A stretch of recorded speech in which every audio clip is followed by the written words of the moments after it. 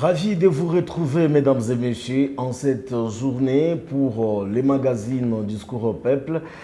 Discours au Peuple, nous on se retrouve un peu plus tard parce qu'on était beaucoup plus dans la campagne électorale, mais la campagne est finie. Déjà, la CENI est en pleine phase de publication des résultats. Au niveau de la présidentielle, c'est déjà connu, Félix Tshisekedi l'emporte avec un large pourcentage de 73%. Pour en parler, nous avons ici le président de la Ligue des jeunes de l'IDPS Lubumbashi, Fédération Lubumbashi 1, dirigée par Martin Kazembe-Choula, docteur Clément Lwamba qui est avec nous. Docteur, soyez les bienvenus. Merci beaucoup, monsieur Johnny. Oui, je vous ai vu tout au long de la campagne électorale, au four et au moulin, battre la campagne pour le président de la République sortant, Félix-Antoine Tshisekedi Tshilombo, parce que jusqu'à preuve du contraire, nous attendons encore la confirmation par la Cour constitutionnelle de son élection. Quelle a été votre stratégie sur terrain pour que Félix Tshisekedi l'emporte dans la ville de Lubumbashi? Haut les mains, dans beaucoup de communes, Félix Tshisekedi a fait beaucoup de voix. Quelle a été votre stratégie en tant que président de la Ligue des jeunes de l'UDPS Lubumbashi 1? Merci beaucoup, monsieur Johnny. Permettez-moi de commencer par féliciter d'abord le président de la République. Parce que ce qui vient d'être fait, je crois que c'est la première fois que le Congo connaît ce genre de résultats. Depuis qu'on a commencé réellement les jeux démocratiques, puisque nous sommes au 4e cycle électoral, jamais un président de la République avait gagné les élections avec les scores que le béton national vient d'obtenir aujourd'hui. Vraiment, je félicite le président de la République. Ceci, c'est une expression de la volonté du peuple. Parce que le peuple avait besoin du changement. Et après le premier mandat, que vous connaissez tous, qui s'est passé avec beaucoup de tourbillons. C'est déjà le passé, on n'est plus au moment d'en parler. Et maintenant, il fallait qu'on puisse réellement donner le pouvoir total au président de la République. C'est ainsi que le peuple, dans sa volonté, a trouvé qu'il n'y avait pas quelqu'un d'autre de plus important que Béton National Fati. Il fallait lui faire confiance. Et la population a exprimé sa volonté de mettre à la tête de cette nation un fils du pays qui aime le pays, qui est capable cette fois-ci de redresser le pays, puisqu'il y a déjà les acquis que vous connaissez tous et nous devons les protéger et voir comment on peut remettre notre pays sur la voie des pays en voie de l'émergence. Oui, malgré que les bilans étaient mitigés, la population ou le peuple congolais a finalement fait confiance au président Félix Tshisekedi. Qu'est-ce que vous préconisez faire dans ce second mandat, bien qu'il souffre de beaucoup de contestations de la part de l'opposition, qui ne parviennent pas à reconnaître cette élection de Félix-Antoine Tshisekedi Tshilombo? Martin Fayulu considère que ça a été des fraudes en cascade organisées par les régimes en place. Moïse Katumbi n'en parlons même pas. Qu'est-ce que vous allez faire des congrès sur terrain afin de répondre favorablement aux aspirations de la population congolaise? Comme vous le savez, parler du bilan mitigé, je crois que ce n'est pas le mot qui a sa place pour le moment. Parce que si le bilan était mitigé, je ne vois pas comment le peuple pouvait renouveler encore sa confiance au président de la République. Faute des miens, le peuple était obligé. Non, le président a fait beaucoup de choses. D'ailleurs, cet homme mérite les applaudissements, mérite vraiment la reconnaissance de la part du peuple congolais. Puisque dans moins de 5 ans, ce qu'il a eu à faire, on ne sait pas s'il y a un autre président, depuis que nous les avons connus, qui a eu à faire ce qu'il a fait. C'est ainsi que nous lui avons laissé le temps. Lui-même a dit, je crois qu'il y a un slogan que nous avons eu depuis un temps à donner au peuple. C'est-à-dire, nous devons protéger les acquis. Vous avez posé la question pour savoir qu'est-ce qui sera fait maintenant. Il y a déjà des bases. Il a déjà lancé les bases. Et sur ces bases-là, nous allons voir comment il faut maximiser les choses et aller plus de l'avant. Il y a des chantiers qui ont en cours. Je peux vous parler des projets de 145 territoires. Je ne crois pas qu'il y en avait mieux que celui-là. Et aujourd'hui, qu'il a encore 5 ans, je vois qu'avec les 145 territoires, demain, peut-être, le Congo pourra quand même retrouver sa place voulue par tout peuple congolais qui aime réellement cette nation. Je crois qu'il y a beaucoup de choses. Il y a la gratuité de l'enseignement, il y a la santé universelle pour tous. Je crois que tout ça, ce ne sont pas des choses à démontrer aujourd'hui. Et le peuple qui a déjà vécu ça a compris que réellement, il fallait remettre Fati et lui donner le pouvoir. Et tout ce que nous attendons maintenant, c'est une majorité stable, puisque nous venons de passer un mandat avec une majorité à problème, qui à tout moment était fragile. Aujourd'hui, je crois que Fati aura une majorité de vrais enfants du pays qui vont vraiment les soutenir et les faire dormir paisiblement. Parce que tout ce qu'il a comme vision, aujourd'hui, je crois que Fati pourra vraiment appliquer sa vision pour l'intérêt du Congo. Quand on sera en 2028, et à ce moment-là, on verra encore ce que le peuple pourra décider. Oui, lorsque nous serons en 2028, nous allons voir ce que le peuple va décider par rapport à son destin. Alors, docteur Clément, je rappelle que vous êtes le président de la Ligue des jeunes de l'IDPS Lubumbashi, Fédération 1 ou Lubumbashi 1, dirigé par Martin Kazebeshula. L'opposition congolaise ne parvient pas à valider le résultat tel qu'est publié par la centrale électorale, d'où elle jure tout simplement par l'annulation de ces élections et aussi recommencer à zéro selon les réclamations de Martin Fayulu, qui est également parachevé par Moïse Katumbi. Comment vous trouvez ces réclamations de l'opposition? Parce que semble-t-il qu'il y avait ces machines-là qui se retrouvaient dans les mains de certains candidats de l'Union sacrée. Et fort de toutes ces preuves, l'opposition veut à ce que les élections puissent être annulées et réorganisées. Bon, moi je vois que ceux qui pensent de cette manière, je ne sais pas si réellement ils sont opposants. Pour le simple fait que depuis que le Congo a existé, je crois que vous et moi, par rapport à notre génération, c'est le 4e cycle électoral auquel nous participons. Il n'y avait jamais eu un cycle électoral aussi paisible comme celui qui vient de se passer du 20 décembre 2023. Puisque vous vous rappelez très bien, en 2006, il y avait eu les élections dont les résultats ont été publiés dans des chars de combat, vous vous rappelez très bien. En 2011, c'était catastrophique. Puisque vous vous rappelez bien, après 2006, donc après la publication des résultats, bien sûr, vous savez ce qui s'était passé dans la capitale. Il y a eu une mutinerie, je peux le dire comme tel. C'est puisqu'il y avait eu des aventures. En 2011, vous savez ce qui s'était passé. La victoire de Etienne Tshisekedi Mulumba a été détournée. Et comme c'était un patriote, il a compris qu'il ne pouvait pas mettre le pays au fait. Le Congo valait plus que tout ce qu'il pouvait faire. Aïbisa Kibiso, Tola Lampongia Babébé. Vous le savez très bien. Alors, aujourd'hui, en 2018, il y a eu les élections et vous savez tout ce qui s'était passé. Aujourd'hui, il y a des élections qui n'ont posé aucun problème. Même la campagne électorale s'est passée dans un climat, selon moi, le plus paisible possible. Pourquoi? Parce que, vu ce que nous avons vécu en 2018, 2011, 2006, vraiment la situation était catastrophique. Alors, les opposants qui parlent de l'annulation de cette élection, moi je me demande si réellement ils sont des Congolais.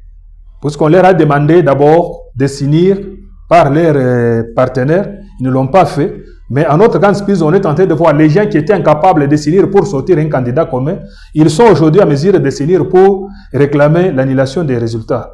C'est vraiment, on peut dire des comédies. Ce sont des comédies. Pour moi, je vois que c'est du passe-temps. Et nous saluons ce que le pasteur Théodore Ngoy vient de faire puisqu'il a saisi la Cour constitutionnelle. Il y a déjà des cadres bien établis par la loi. Quand vous vous sentez lésé, vous n'avez qu'à saisir les instances habilitées à trancher. Et il faut apporter la preuves, puisque ce sont des termes faciles. Ce sont des termes faciles que tout le monde peut utiliser. Théodore Ngoy, nous le connaissons très bien, il a été toujours légaliste. En 2011, il était candidat, il était à la Cour constitutionnelle. En 2018, il a fait de même. Je vois qu'il trouve que c'est ça la voie qu'il faut pour que les instances judiciaires puissent dire réellement s'il y avait fraude ou bien s'il y avait des irrégularités, est-ce que ces irrégularités peuvent être au niveau tel qu'on peut annuler les élections ou pas. Donc, c'est ça qu'il faut faire. Mais aujourd'hui, là, dire qu'on puisse vraiment annuler ces élections qui se sont passées dans un climat très calme, c'est vraiment c'est jouer du peuple congolais qui a déjà choisi son président et qui est vraiment calme. Puisqu'aujourd'hui, sur toute l'étendue de la ville et du pays, je voulais dire, il y a du calme, c'est-à-dire quand on a publié... Voyons comment il y a certains... Il y a du calme, parce que quand on a publié les résultats... Qui est en train de subir... oui, je voulais arriver à ça. Mais je voulais d'abord dire, quand on a publié les résultats, sur toute l'étendue de la République démocratique du Congo, il y a eu des scènes de liesse. C'est-à-dire, les gens ont compris que c'est réellement la volonté du peuple qui vient d'être sortie des urnes. C'est-à-dire, le peuple est d'accord avec ces élections. Vous venez de parler de ce qui se passe dans certaines contrées de notre pays. Vraiment, ça fait mal. On fait la politique pas contre une tribu. On fait la politique contre une vision politique. Si vous êtes opposant, faites-vous opposant d'une vision politique. Nous avons connu des opposants dans ces pays. Je peux parler de Tiens Tshisekedi wa Mulumba. Il a connu des problèmes très difficiles qu'aucun autre opposant n'a jamais connu dans ce pays. Jamais Tshisekedi avait parlé de sa tribu. Jamais Tshisekedi s'était attaqué à une autre tribu puisqu'il était malmené ou il a connu des pressions, il a connu des tortures. Mais cette politique que nous sommes en train de voir aujourd'hui, je crois que ça laisse à désirer et nous appelons vraiment ces gens qui sont en train de poser ces gestes de revenir à la conscience. Nous devons aimer ce pays, nous devons aimer les Congolais. Ce que nous sommes en train de voir, ce n'est pas bien puisque nous sommes des humains et demain les choses peuvent se renverser. Et puis on doit tirer beaucoup attention. On peut faire tout ce qu'on est en train de faire là. En politique, les choses changent du jour au jour. On peut voir vos leaders là demain s'embrasser et se mettre ensemble autour d'une table pour peut-être une vision commune. Qu'est-ce que nous allons faire encore, nous qui avons fait mal à nos compatriotes congolais aujourd'hui, puisqu'ils étaient d'une autre tendance? Et qu'est-ce qui a dit que, permettez-moi de citer les chats par son nom, je crois que c'est la communauté kassaïenne qui est visée dans certains comtés de notre pays. Est-ce que tous les Kassaïens sont derrière Félix Tshisekedi? Non. Il y a même certains opposants qui ont des caciques, les piliers de leur pouvoir ou de leur mouvement sont soutenus par les Kassaïens. Qu'est-ce qu'on va dire de ces gens-là? Donc on est en train de faire des choses qui sont aléatoires. L'amour doit nous dominer, puisque derrière les gens qui ont perdu les élections, il y a plein de Kassaïens. Derrière Joseph Kabila, aujourd'hui, parmi les derniers caciques qui restent comme les piliers de Joseph Kabila, même s'il n'a pas participé à ces histoires, il y a des Kassaïens. Donc il y a les Kassaïens derrière tout leader politique qui existe. Alors on ne doit pas chaque fois qu'il y a un problème qu'on prenne l'affaire politique pour tribaliser ça ou la transformer en une affaire communautaire. Je crois que ce n'est pas bien. J'appelle mes compatriotes qui n'ont pas encore compris comment les jeux politiques doivent se faire, de revenir à la raison. Laissons les Congolais être à l'aise partout où ils se trouvent. La politique n'a rien à faire à ça. Ce sont les innocents que vous êtes en train de faire mourir. Ce sont des innocents que vous êtes en train de faire souffrir.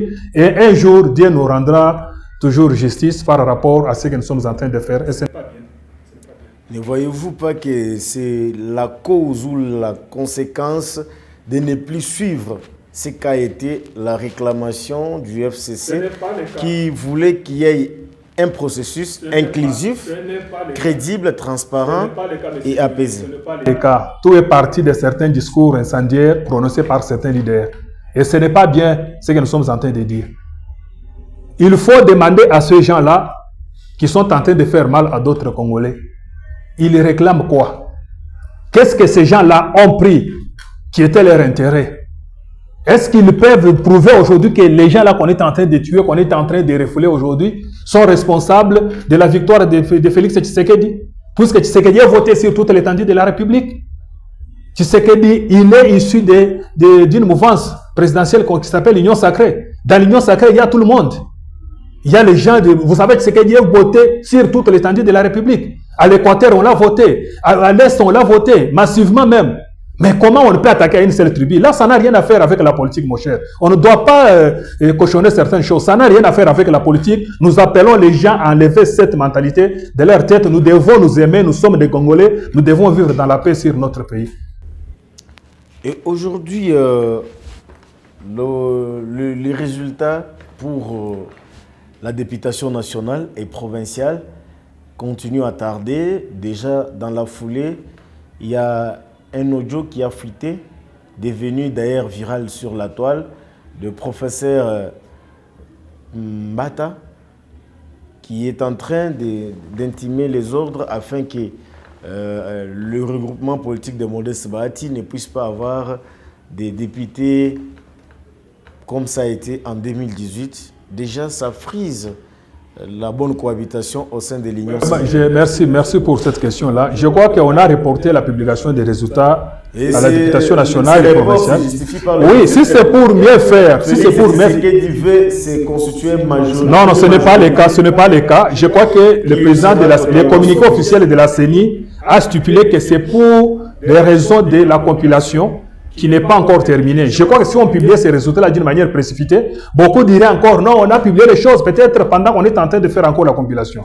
Donc, la CENI, c'est le seul organe technique qui sait pourquoi il a reporté. Et si c'est pour mieux faire, je ne vois pas qu'il y a un problème. Nous attendons tous les résultats. Moi, je suis candidat, j'ai bâti campagne, j'ai eu mes voix, j'attends que ce que les urnes ont décidé soit réellement ce qui va sortir de la bouche de la CENI ces jours-là. Si c'est pour mieux faire, il n'y a pas de problème. Vous venez de parler du professeur Mbata. Je crois que cette histoire a été amplifiée par les gens de mauvaise foi, puisqu'il y a même un communiqué officiel qui a démenti cette histoire pour dire que cette vidéo n'était pas telle qu'on est en train de la présenter. Mais toutefois, on doit comprendre, puisque les gens disent que Mbata, il est de l'Union sacrée, puisque quand on voit Mbata, c'est un cadre, il est vraiment parmi les responsables de mon parti politique, Union pour la démocratie et le progrès social. J'ai trop de respect envers le professeur Mbata, ce n'est pas n'importe qui dans ce pays. Mbata, il est de l'IDPS. AFDC, c'est un parti du professeur Bahati Lukwebo que nous respectons si bien, puisque c'est aussi un cadre de notre mouvement politique Union Sacrée. Mon frère, nous étions aux élections. Aux élections, nous étions en campagne. Pendant la campagne, c'est l'adversité politique, s'il faut le dire. C'est l'adversité. Donc, il n'y a pas un problème pour dire que l'IDPS ne pouvait pas laisser aussi les terrains libres à un parti. Tel qu'il le soit, tout ça, s'il faut le dire. C'est-à-dire, nous étions, même sur la même liste de l'IDPS, nous étions tous des chalandières. Comment expliquer que l'IDPS doit aller pour dire non, c'est elle qui doit gagner plus que nous? Non, l'IDPS se bat aussi pour avoir une majorité au sein de l'Assemblée nationale et au sein des assemblées provinciales. Et il a toute la stratégie qu'il doit aussi mettre en place pour gagner les élections. Donc l'IDPS ne pouvait pas partir aux élections pour laisser les autres gagner, même si nous étions tous de l'Union sacrée, non. Mais chaque parti s'est battu pour le président de la République et pour avoir aussi ses députés à tous les niveaux. Maintenant, même sur la liste de l'IDPS, il faut savoir que nous étions des challengers.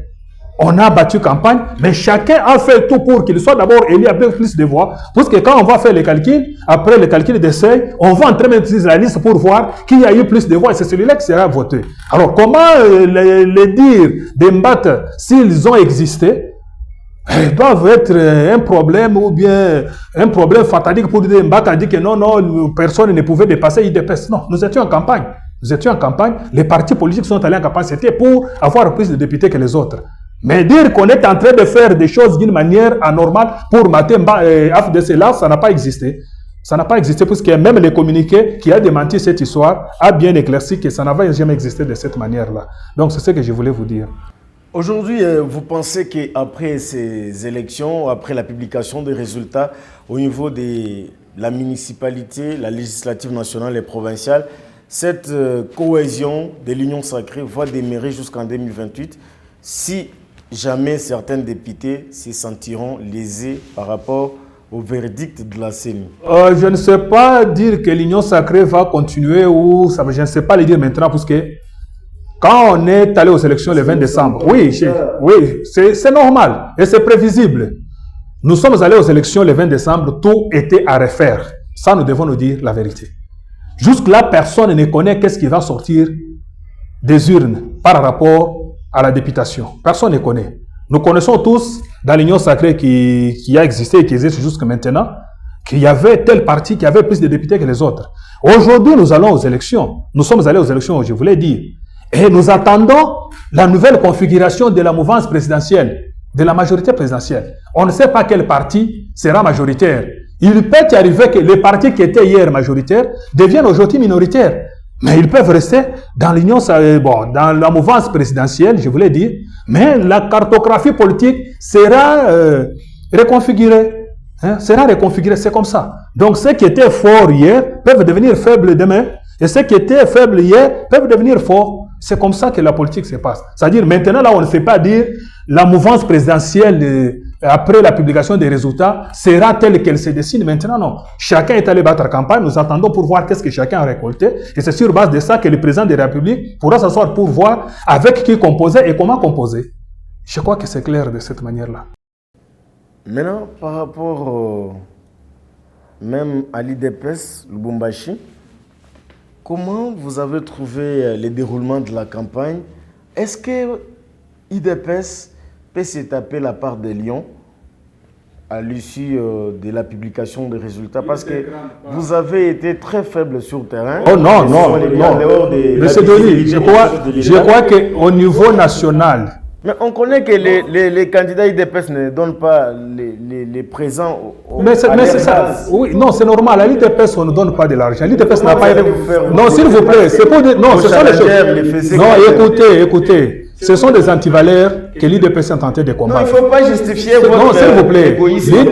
Non, ce n'est pas l'égoïsme. D'abord, c'est ça même l'état de droit. Quand on prend les présents pour donner aux gens, c'est déjà une corruption. L'IDPS a toujours existé. Ce n'est pas avec les dons de présents. L'IDPS a toujours existé avec l'idéologie, avec la parole et pour convaincre les gens. Et nous sommes allés aux élections en respectant notre idéologie qui est celle de ne pas donner, de ne pas corrompre et nous avons convaincu la population. Ça, ce n'est pas la corruption. Nous avons... Ce n'est pas, non, s'il vous plaît. Je crois même la loi électorale interdit cette histoire-là. On ne pouvait pas aller vers les électeurs et commencer à leur donner des choses pour dire en retour, vous nous donnez des voix. C'est vraiment une corruption. C'est vraiment contre la loi. Alors, je voulais arriver à votre question puisque ça risque de passer inaperçu. On a affiché les résultats dans la ville de Lubumbashi, l'IDPS et les partis maillot jaune. Et au niveau provincial, et au niveau national, et au niveau municipal. De ce côté-là, je vous dis que l'IDPS va se donner, donc va attraper vraiment la grande part des lions. Ça, c'est vrai. Donc, il n'y a pas, au niveau national, je ne peux pas déjà, je ne suis pas la CENI, mais je sais que les premiers partis dans la ville de Lubumbashi, où moi j'existe, qui aura beaucoup plus de députés nationaux, des députés provinciaux et des conseillers municipaux, c'est l'Union pour la démocratie et le progrès social. Les résultats sont là parce qu'on les avait affichés, nous tous, nous les avons vus. Il n'y a pas... Certains de vos candidats, malheureusement, ils ont été filmés avec des machines en train de se voter. Tout ça, ce sont des irrégularités et aussi des fraudes dont l'opposition est en train de décrier. Je ne sais pas entrer en profondeur par rapport à ça. Je crois que nous avons la CENI qui va étudier pour voir si réellement ce qui se serait passé, c'est quelque chose sur laquelle la CENI peut se tenir, tout ça. Donc, je ne sais pas d'abord dire un mot par rapport à ça. Ce n'est qu'une vidéo que nous tous nous avons vue. Et vous le savez bien, une vidéo, même la loi a un problème pour accepter facilement une vidéo, puisque avec les vidéos, je crois que vous avez une grande technologie ici. Il peut y avoir des montages. C'est à la justice d'étudier cette vidéo-là pour voir si elle est... Oui, non, moi je ne sais pas. Je ne suis pas un technicien pour dire que cette vidéo-là est authentique ou elle ne l'est pas. Donc, c'est à la justice de dire si cette vidéo-là est authentique et qu'est-ce qui est réservé par rapport à ça. Mais jusque-là, moi, je me réserve puisque je sais qu'avec la technologie, tout peut se passer. Je crois qu'il y a des organes bien établis pour étudier cette histoire et voir qu'est-ce que ça peut mériter. Mais jusque-là, cela n'a pas à faire avec les scores que l'IDPS a fait sur la ville de Lubumbashi. Vraiment, je félicite la population louchoise pour avoir voté massivement le président de la République, Félix Tshisekedi, puisque vous voyez même les scores, je crois que notre challenger n'a pas eu un grand écart avec le président de la République. Vraiment, ça, je félicite la population louchoise d'avoir voté massivement le président de la République et d'avoir aussi voté les candidats à l'IDPS à tous les niveaux. Merci, c'est ça. Est-ce que la cohésion nationale sera toujours privilégiée s'il arrivait peut-être que le Premier ministre sortira du camp de l'IDPS, alors que l'union sacrée est vaste et large? Non, mon cher, j'ai comme l'impression que vous voulez mettre la loi au-dessus des sentiments des gens. C'est ce que vous voulez. Que dit la loi? Que dit la loi? S'il vous plaît. Quand la géopolitique et ce que vous dites, c'est deux choses différentes. Puisque là, vous voulez dire que non, la géopolitique, c'est-à-dire l'IDPS n'a rien à faire avec la géopolitique. L'IDPS, c'est un parti qui est cosmopolite. Il y a tout le monde dedans. Parce qu'on estime que l'IDPS n'y a que des Kassaïens. Non, c'est faux. Donc, moi, s'il vous plaît. L'IDPS, ça, il faut enlever cette histoire. Ce sont les détracteurs de l'IDPS qui cherchent à donner une mauvaise image à l'IDPS, qui disent que l'IDPS c'est un parti des Kassaïens. Je peux vous dire que l'IDPS n'est pas un parti des Kassaïens, tout le monde à l'IDPS. Nous avons des autorités provinciales, les autorités nationales, nous avons des autorités urbaines qui sont en train de gérer les mandats au nom de l'IDPS dans ce pays. Ils sont tous des Kassaïens. Je ne vais pas commencer à vous citer les noms des gens des différentes tribus ou des différentes provinces qui sont à l'IDPS, qui occupent des grands postes dans ce pays au nom de l'IDPS. Donc cette histoire n'a rien à faire avec ça. Alors moi, je voulais revenir à ce que vous étiez en train de dire tout à l'heure. Que dit la loi par rapport à la désignation du Premier ministre? C'est le parti qui est majoritaire à l'Assemblée nationale qui doit présenter le Premier ministre. Alors si aujourd'hui il arrivait que c'est l'IDPS qui est majoritaire à l'Assemblée nationale, où est le problème? Si on désignait le Premier ministre dans le camp de l'IDPS, on aura violé quelle loi? Ou bien on doit mettre la loi de côté pour satisfaire les individus? Non, je crois que nous devons. C'est avec les... Vous devenez gourmand. Non, s'il vous plaît. Là, vous voulez dire que c'est la loi qui est gourmande? S'il vous plaît. Donc, je trouve que là, vous n'avez pas raison, M. Denis. La loi a dit que le Premier ministre doit émaner du parti qui a la majorité au Parlement. Mais toutefois, le président de la République a le pouvoir discrétionnaire. Il peut s'en dépasser. Au-delà que l'IDPS pourrait avoir peut-être une grande majorité au niveau de l'Assemblée nationale, le président de la République, dans son pouvoir discrétionnaire, peut décider de donner la primature à quelqu'un d'autre ou d'un autre parti qui n'est pas IDPS. Donc, de ce côté-là, il n'y a pas un problème, ça relèverait du pouvoir discrétionnaire du président de la République. Mais la loi dit que le Premier ministre sortira du parti majoritaire au Parlement. Nous ne sommes pas encore là, nous attendons que la CENI nous publie les résultats pour voir quel est ce parti-là qui aura la majorité au Parlement, qui nécessairement devra présenter le Premier ministre. Donc les autres comme les MLC, INC vont se contenter seulement des ministères. Donc, je ne sais pas d'abord juger les choses. Le président peut faire plaisir à ses alliés de taille. Je sais que pour ce pouvoir, il y a eu les alliés de taille qui ont aussi fait pour que le président soit élu. Ça, nous n'ignorons pas leurs efforts. Et le président, dans son pouvoir, il peut les récompenser. Il peut les récompenser. Nous avons un Premier ministre aujourd'hui qui est là. Vous pouvez me dire qu'il est issu de quel parti politique qui était majoritaire à l'Assemblée nationale? C'est dans le pouvoir discrétionnaire du président de la République que notre vaillant Sama Lukonde a géré le gouvernement pendant tout ce temps. Donc le président peut encore refaire la même chose. Là, ça relève de son pouvoir. Nous ne pouvons pas vraiment lui arracher ces droits-là. C'est à lui de décider.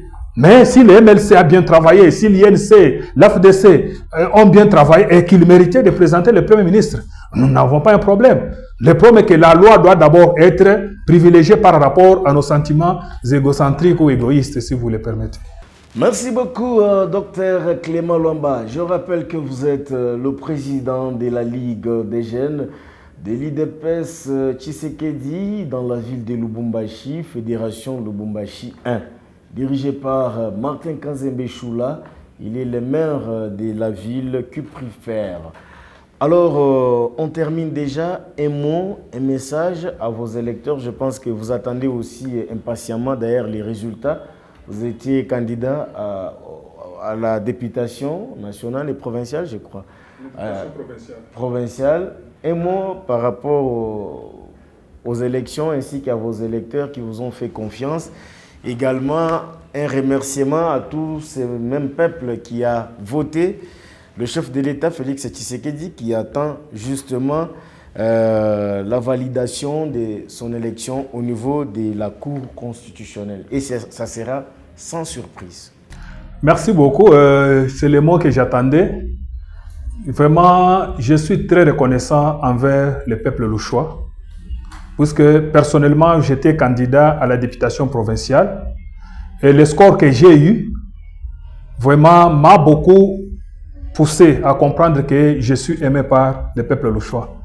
Je dis particulièrement merci à toute la jeunesse de l'IDPS qui s'est battue corps et âme pour que moi, leur président, Dr Clément Luamba, j'aie des voix et palpier sur toute l'étendue de la ville. Ça, c'est une exception qu'il y a eu.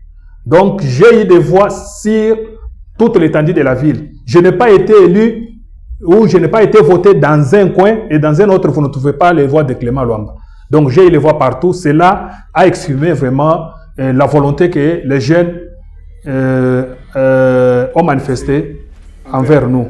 Toi, tu n'as pas eu la chance d'avoir une machine.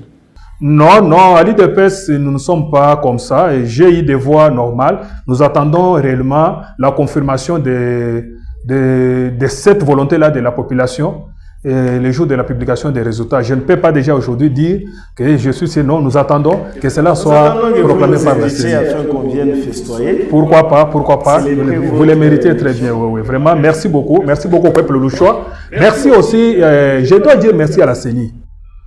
Je dois dire merci à la CENI et plus particulièrement au président de la CENI. Cet homme a surpris beaucoup de gens. Parce que juste, je me rappelle, il y a 2 semaines avant qu'on puisse lancer la campagne électorale, j'étais avec un confrère au bureau qui me dit, il m'a même donné son dos à couper pour dire, il n'y aura pas élection le 20 décembre. Je lui ai posé la question pour dire, non, il n'y en aura pas. Et personne ne s'attendait aux élections le 20 décembre.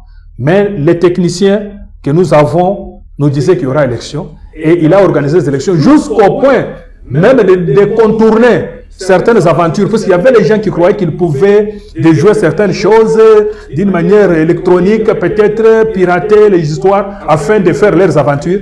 Mais cet homme vraiment, c'est un expert. Il a vraiment prouvé à la face du monde qu'il méritait vraiment ce poste-là, et coup de chapeau à ceux qu'il avait désigné comme président de la CENI. Il a fait un travail qui mérite vraiment les honneurs et les fleurs. Coup de chapeau au président de la CENI pour le travail effectué.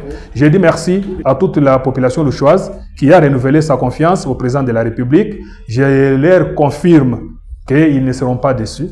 Le président sera là, il va continuer avec l'élan qu'il a commencé pour le développement de ce pays. Et en 2028, peut-être, le peuple parlera un langage qui pourra peut-être surprendre les gens. Merci. Ce magazine est maintenant terminé, mesdames et messieurs. Merci à l'équipe réalisationnelle pilotée par Jean-Paul Mougalou. Merci également à la télévision Molière ainsi que des chaînes partenaires qui nous prennent aussi en relais sur les différentes plateformes digitales de téléchargement. Discours au peuple est déjà de retour. Mesdames et messieurs, nous sommes avec vous. Besoin de participer, vous n'avez qu'à nous contacter sur le numéro qui est au bas de l'écran. Nous allons vous donner la possibilité de venir aussi vous exprimer à travers ces magazines Discours au peuple. Bon suite de programme sur nos antennes et à très vite.